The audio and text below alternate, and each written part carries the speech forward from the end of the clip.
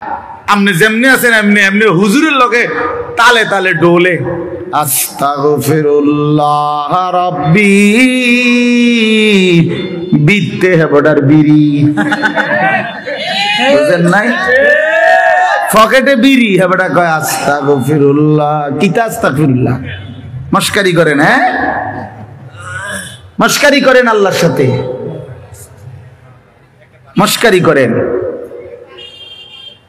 ভিতরে হারাম পুরা সিদ্ধান্ত ওজনে কমে দিয়া যামু সিদ্ধান্ত সুদের টাকা খরচে করমু সিদ্ধান্ত অশ্লীল ছবি দেখেই যাব সিদ্ধান্ত আমার বেডি বাচ্চা আমার ঘরে রঙিন টেলিভিশন দেখবেই সিদ্ধান্ত হারাম অথচ মুখে বলতেছে আস্তাগফিরুল্লাহ আল্লাহ তাআলা বলে বান্দা তুই আসিস কবরে তোরে টাঙ্গাইয়া ফিটমু আমি একটা বাড়ি দিবে আমার ফেরেশতা এক এক বাড়িতে 7 তবক জমিনের নিচে ডাইবা যাবি আবার উঠবি আবার মারবে আবার ডাববি এভাবে কিয়ামত পর্যন্ত আমার একজন ফেরেশতা যে অন্ধ যে কানে শুনে না যে কথা বলতে জানে না বোবা বধির অন্ধ সাহাবীকে দিয়ে আমি তোরে কবরে কিয়ামত পর্যন্ত তোরে লোহার মুগুর লোহার গুর্জ দিয়ে আঘাত করতে থাকবো বান্দা তুমি আমারে কি মনে করছো হ্যাঁ ওয়ায়ুদরাবু লাহু বিমিতরাকাতিন মিন হাদিদ দরবাতান বাইনা উযুনাইহি ফায়াসিহু সাইহাতান ইয়াসমাউহা মান ইয়ালিহি ওয়া ইল্লা সাকালাইন নবীজি বলেন নাফরমানের কবরে ফেরেশতা তাকে কান বরাবর এত জোরে আঘাত করবে লোহার মুগুর দিয়া কান দুই কানের মাঝখানে দরবাতান বাইনা উযুনাইহি দুই কানের মাঝখানে বাড়ি দিবে আল্লাহর নবী বলেন নাফরমান এত জোরে চিৎকার করবে মানুষ এবং জিন ব্যতীত আল্লাহর সমস্ত সৃষ্টি এই বেঈমানের চিৎকার শুনতে পাবে হ্যাঁ আমি সরাসরি হাদিস পড়ছি আমার কাছে কিতাব এটা গাড়িতেও আছে চলেন দেখাই ওয়ায়ুকাইয়াদু লাহু মালাকুন আসাম্মু আবকামু নবীজি বলেন তার জন্য যে ফেরেশতাকে নিয়োগ দেওয়া হবে কবরে সেই ফেরেশতা বুবা বধির আরেক হাদিস আছে আ'মা অন্ধ তো যে এই যে বেচারা যে চিল্লায় উনি তো শুনে না কথা বুঝেন নাই এই বেচারা যে চিল্লাইতেছে ফেরেশতা তো দেখেও না এই বেচারার চিল্লানির জবাবে উনি যে তার একটা সান্ত্বনা দিব এইটাও তো উনি তো কথাই কইতারে না আমরা তো শুধু ফিটের রূপে আছে মানে কি চলতে আছে ওই বেটার জান শেষ সে তো খবর নাই ফেরেশতা তো শুধু ফিরতে আছে আহা আল্লাহ আমাকেই মাফ করে দেন হাদিসের মধ্যে আছে বাপ বয়স্ক বাবা আপনাদেরকেও বলি বয়স্ক বাপ জীবনটা শেষ হায়াত সাদওয়ানে শেষ করে দিলেন বয়স্ক মানুষ জিফুত সব যখন মোটামুটি আয় রোজগার শুরু করে হন এবার অসংখ্য মানুষ চা দোকানদারের সাথে চুক্তি করে চা দোকানদার ভাই এ আল্লাহর যে কয়দিন হায়াত দেয় আল্লাহর রহমতে দোয়া করেন এই 3টা 4টার দিকে আমু আমনের কাছে রাত 9টা 10টা পর্যন্ত যতক্ষণ শরীরে কুলা আমনের চা দোয়ানে বইয়া থাকমু বন খামু বিড়ি খামু চা খামু আলু চপ পেঁয়াজু আর কি আর টেলিভিশন শুনলে যে দূর পারি অন্তর এই বয়স নাই তারপরও চাইলাম পুরান কথা তো মনে হইব কমপক্ষে এই জন্য এই অসভ্যতা 60 বছর বয়স এখনো বিড়ি খায় 60 বছর বয়স এখনো কথায় কথায় গালি দেয় 60 বছর বয়স এখনো হারামের রোজগার করে 60 বছর এখনো চা দোকানে নর্তকীর নাচ আর নাটক সিনেমা দেখে এই লোক কি পরিমাণ অসভ্যতা এই লোকের গুনাহ কত ভারী চিন্তা করেন গুনাহ শুরু করছে মনে 14 বছর থেকে নাফরমানি শুরু করছে আজকে 15 বছর থেকে বয়স হয়ে গেছে 60 আজও ফিরবার সময় হয় নাই এখনো কবর মনে পড়ে নাই এখনো আখিরাত মনে পড়ে নাই হায় দুর্ভাগা বাবা আর কোন দিন মনে পড়বে বলে আর কোন দিন আর কখন আল্লাহাকুমুত তাকাসুর হাত্তা যুরতুমুল মাকাবির কোরআন শরীফে আছে আল্লাহ বলছে বান্দা আলহাকুমুত তাকাসুর, দুনিয়ার লোভ, দুনিয়ার নেশা বাড়ানোর প্রতিযোগিতা, আরো গাড়ি, আরো বাড়ি, আরো বিল্ডিং, আরো দালান, আরো জায়গা, আরো জমি, আরো ক্ষেত, আরো ফসল, আরো নেতাগিরি, আরো মাতব্বরি, আরো অহংকার, জি ফুত, এই নিয়ে বাড়াবাড়ি। আল্লাহ তাআলা বলে সব এগুলো তোমাদেরকে ডুবাইয়া দিল, আখিরাত ভুলাইয়া দিল। হাত্তা জুরতুমুল মাকাবির, এভাবেই একদিন কবরেই পৌঁছে গেলা, একদিন তো কবরেই পৌঁছে গেলা। কাল্লা সাউফা তা'লামুন, আল্লাহ বলে সাবধান বান্দা, এই কবরে আসলেই তুমি জানতে পারবা তোমার নাফরমানির শাস্তি কি। সুম্মা কাল্লা সাউফা তা'লামুন, আবারও জানতে পারবা হাসরের ময়দানে জাহান্নামের শাস্তি দিয়া তোমার নাফরমানির পরিণতি কি। দুইবার বলছেন আল্লাহ, একবার বলছে নাফরমানির শাস্তি কি, আরেকবার জাহান্নামে জানতে পারবা হাসরে তোমার নাফরমানির শাস্তি কি। সামান্য কয়টা বুট বেচতে বেচতে বেচারা এক ওয়াক্ত নামাজ পড়ে না, কদ্দুর চা বেচে, দুইটা বন বেচে, বেচারা এক ওয়াক্ত নামাজ পড়ে না। একটা অটো চালায়, নামাজ পড়ে না। একটা সিএনজি চালায়, নামাজ পড়ে না। 12,000 14,000 টাকার একটা বেতন, এই কদ্দুর চাকরি করে, এটুকুর জন্য একটা নামাজ, একটা টাকার একটা বড় মোবাইল, অথবা 18,000 টাকা 20,000 টাকার একটা মোবাইল পাইয়া আল্লাহকে এইভাবে ভুলে গেলা। নিজের চরিত্র, নিজের ইজ্জত, নিজের আত্মমর্যাদা, নিজের বংশের মর্যাদা, বাবা মায়ের সম্মান, ইসলামের সম্মান, আল্লাহর কথা, রসুলের কথা, কবর, মরণ, আখিরাত সব ভুলে গেলা ভাইয়া। এই মাত্র 20,000 টাকার কাছে এভাবে হেরে গেলা, এভাবে চরিত্রহীন হয়ে গেলা। সারা দিন নাই, রাত নাই। আমাদের ছেলেগুলোর দিকে তাকাইলে মায়া হয়। সারাটা দিন হাঁটে, বসে, চলে, ফিরে, শুধু মোবাইল, শুধু মোবাইল, শুধু মোবাইল, শুধু রাতকে রাত, সারা রাত। ওই দেখেন ওই অপদার্থ কি করে, দেখেন, দেখছেন, দেখছেন ভাই কি পরিমাণ অপদার্থ, দেখেন কি পরিমাণ বেহায়া। চিন্তা করছেন? হ্যাঁ, এটাই জীবন। কিসের ইসলাম? কে বলে, কি বলে? আমার মোবাইল, আমি আছি, আমার মোবাইল আছে, এমবি আছে, চার্জ আছে, খালাস। আর কি, আর কি বলে? এই অসভ্যতার শেষ কোথায়? এই নোংরামির শেষ কোথায় বলেন? আমাদের এই প্রজন্ম গিয়ে থামবে কোথায়?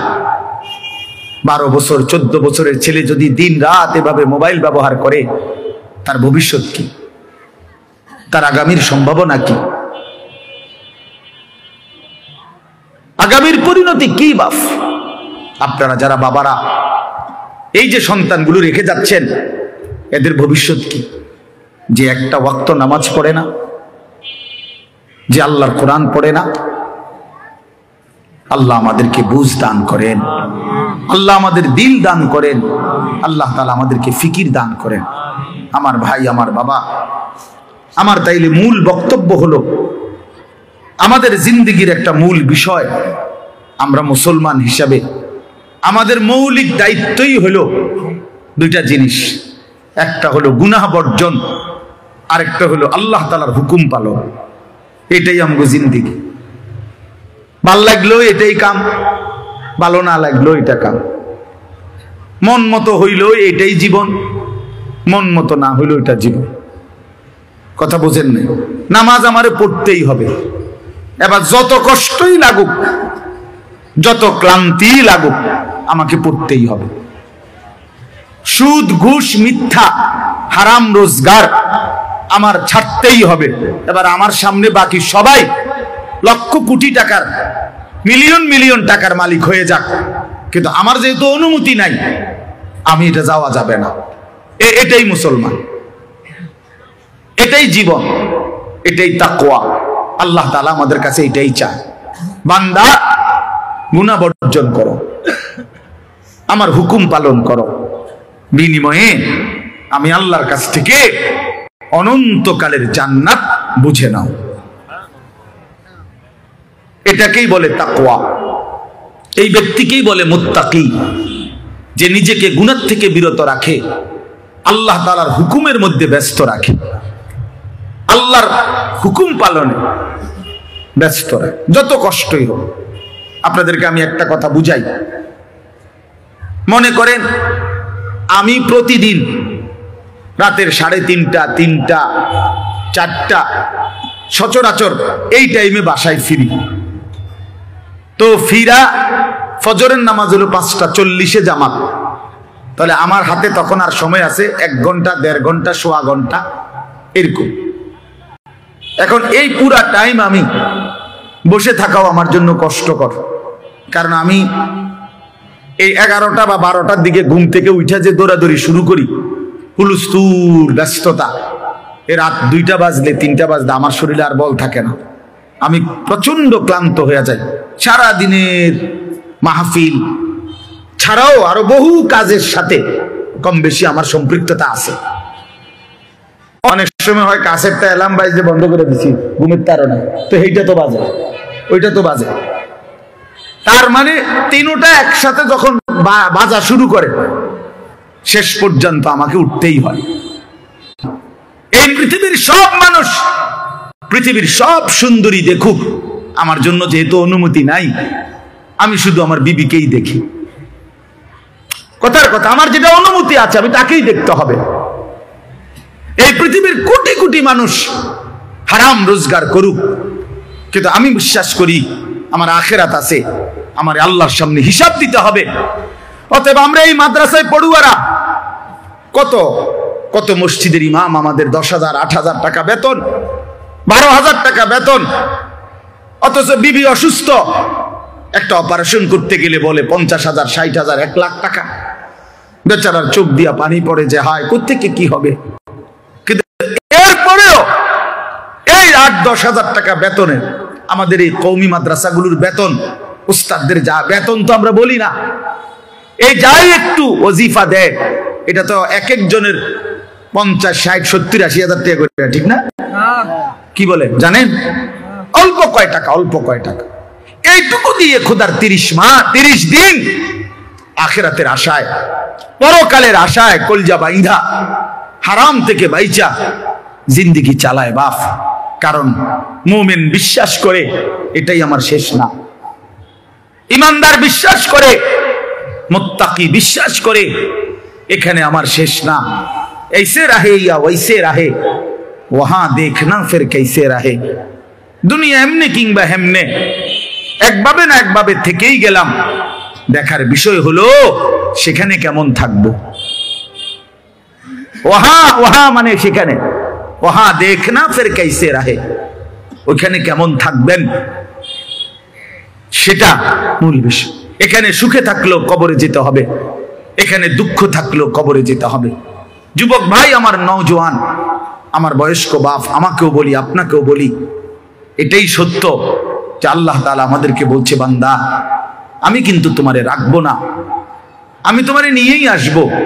হাসলেও মরে যাবা, কাঁদলেও মরে যাবা, সুখের অট্টালিকায় যদি থাকো তবুও মৃত্যু হবে, দুঃখের কুড়ে ঘরেও যদি পড়ে থাকো তবুও মৃত্যু হবে।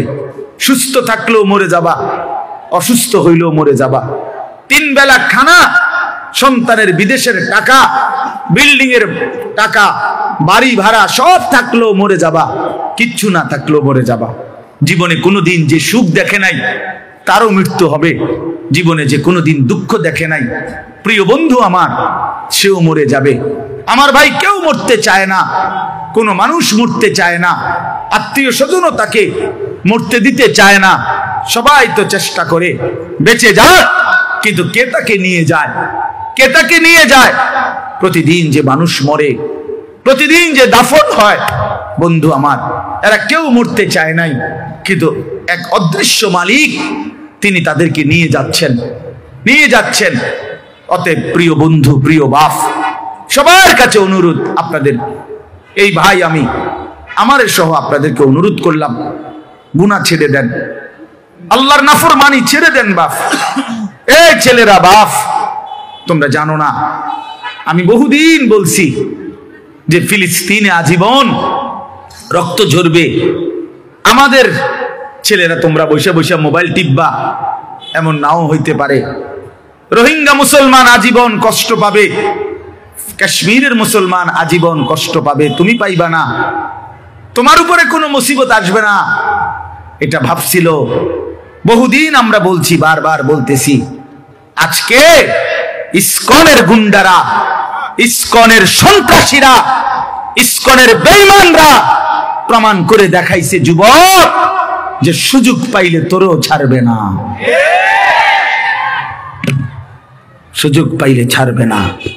বেঈমান প্রকাশ্য দিবালোকে 92% মুসলমানের বাংলাদেশে লক্ষ কোটি কোটি মুসলমান জীবিত থাকতে এই ইসকনের গুন্ডারা, সন্ত্রাসীরা, এই নরপিশাচরা একজন মুসলমান অ্যাডভোকেটকে, চট্টগ্রাম কাউকে ছাড়বে না, কাউকে না। এজন্য আমাদের আল্লাহর সাথে সম্পর্ক, আমাদের শাহাদাত, আমাদের কলিজার খুন, আমাদের রক্ত, আমাদের আল্লাহর সাথে ভালোবাসা, আমাদের দেখলাম নিজ মাতৃভূমি শহীদের রক্তে রঞ্জিত।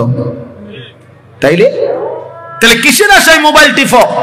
নারী দেখো, ছবি দেখো, অশ্লীল দৃশ্য দেখো। কে তোমার এত নিরাপত্তা দিয়ে দিল যে তোমার কোনো মুসিবত আসবে না, তোমার কোনো বিপদ হবে না, তোমার উপরে কোনো জুলুম হবে না, তুমি কোনোদিন নির্যাতিত হবে না? তোমরা এই নিশ্চয়তা কেমনে পাইলা? যে কারণে তোমরা এইভাবে পাগল হয়ে গেছো। সারা দিন নাই, রাত নাই, অগণিত ছেলে, মাশাআল্লাহ, তোমরা এখানে বসছো, অসংখ্য ছেলে, তোমরা বাপ এক ওয়াক্ত নামাজ পড়ো না। তুমি এত বড় নিকৃষ্ট কেমনে হইলা? কোনদিন ফজরের নামাজ পড়ো না, এত বড় হাইওয়ান কেমনে হইলা বাপ? আল্লাহকে এভাবে ভুলে গেলা, ইসলামকে এভাবে ছেড়ে দিলা, আল্লাহর কোরআনকে এভাবে ত্যাগ করলা, রাসূলুল্লাহ সাল্লাল্লাহু আলাইহি সাল্লামের 23 বছরের চোখের পানিকে এভাবে ছুড়ে দিলা। নবী 23টা বছর টানা কানছে, এশার পর থেকে ফজরের আজানের আগ পর্যন্ত নবীজি উম্মতের জন্য দাঁড়ায়া দাঁড়ায়া, আম্মা জান আয়েশা বলছে, দাঁড়ায়া দাঁড়ায়া কানছে আর দোয়া করছে। হাত্তা তাওয়াররামাত কাদামাহু, সারা রাত কানতে কানতে নবীজির 2টা পা মোবারক ফুলে ফুলে গেছে। সেই নবী হাসরের ময়দানে বলবে, উম্মত, আমি তোমার জন্য 23 বছর কেঁদেছিলাম। তায়েফের পাথরের আঘাতে পিঠ চালনির মতো রক্তে ছিদ্র ছিদ্র হয়ে গেছে। আমি ক্ষুধার কষ্টে পেটে 2টা পাথর বাঁধছিলাম। আমি উহুদের দান দান শহীদ করা রক্ত নিয়ে উহুদের ময়দানে ঘন্টার পর ঘন্টা বেহুশ পড়েছিলাম। আমার ঘরের চুলায় 3 মাস লাগাতার আগুন জ্বলে নাই, রান্না করা কোনো খাবার আমি নবী খাই নাই। বিনিময়ে আজ তুমি কি আমল নামা নিয়ে আসছো? এই আমল নামাতে ফজরের নামাজ কই? এই আমল নামাতে 30 বছর তুমি আমার উম্মত, 30 বছর সুদ খাইলা। তুমি আমার উম্মত, তোমার স্ত্রী কোনোদিন পর্দা করে নাই। তুমি আমার উম্মত, তোমার ঘরে প্রতিদিন রঙিন টেলিভিশন চলে। তুমি আমার উম্মত হয়ে 60 বছর কেমনে বিড়ি সিগারেট খাইলা? তুমি আমার উম্মত হয়ে এত লম্বা সময় কেমনে দাড়ি কাইটা থাকতে পারলা? উম্মত, এত বড় বেইজ্জতি আমারে কেমনে করলা? এটা কি আনছো উম্মত? আমি এটা কি আমল নামা? আমার চোখের পানি, আমার রক্ত, আমার ক্ষুধার কষ্ট সব ভুলে গেলাম। নবী বলবে, বাপ বলবে, উম্মত, আমি এটা নিয়া আমার মালিকের সামনে কেমনে দাঁড়াবো? কেমনে দাঁড়াবো? কেমনে দাঁড়াবো? আমি কেমনে বলবো আমি যে রব্বুল আলামিন এটা শ্রেষ্ঠ নবীর, শ্রেষ্ঠ উম্মতের আমল নামা, আমি এটা কিভাবে পেশ করব, সুপারিশ করব কিভাবে তোমার জন্য?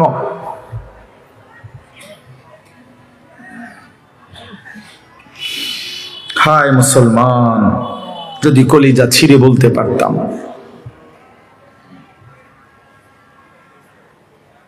চলো ভাই, এই চোখের এক ফোঁটা পানি তোমার জন্য,